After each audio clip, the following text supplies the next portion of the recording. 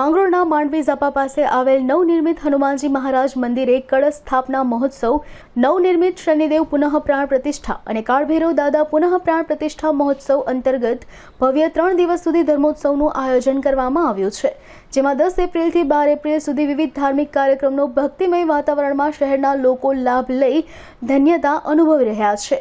3 દિવસ મહાઆરતી, મહાપ્રસાદ, મહાયજ્ઞનું આયોજન કરાયું છે।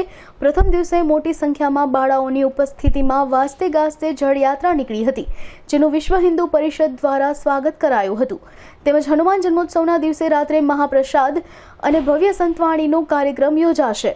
માંગરોળના માંડવી ગેટ પાસે આવેલા હનુમાનજી મહારાજ મંદિરના ત્રિદિવસીય ધર્મોત્સવની અંદર જો જોવામાં આવે તો પ્રથમ દિવસે ચૈત્ર સુદ તેરસના દિવસે હનુમાનજી મહારાજ અને શનિદેવ મહારાજ તેમજ કાળભૈરવ દાદાની મૂર્તિ પુનઃ પ્રાણ પ્રતિષ્ઠા મહોત્સવના આ કાર્યક્રમની અંદર પ્રથમ દિવસે યજ્ઞ અને હવનના માધ્યમથી શાસ્ત્રોક્ત સ્થાપન કરવામાં આવેલું।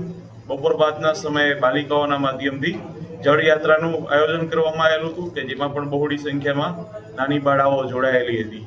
આજના દ્વિતીય દિવસે આપણે જ્યારે જોઈએ તો ખાસ તો એમની અંદર હવન અને જે ધ્વજદંડ પૂજન તેમજ શિખર પૂજન માટેની વિધિઓ છે આ શાસ્ત્રોક્ત વિધિથી પૂર્ણ કરવામાં આવશે અને ત્યારબાદ આવતીકાલે એટલે કે હનુમાન જયંતિના દિવસે એ દિવસ દરમિયાન પણ હવનનું આયોજન થયેલું છે અને રાત્રિના સમયે સંતવાણીનો કાર્યક્રમ કરવામાં આવેલો છે।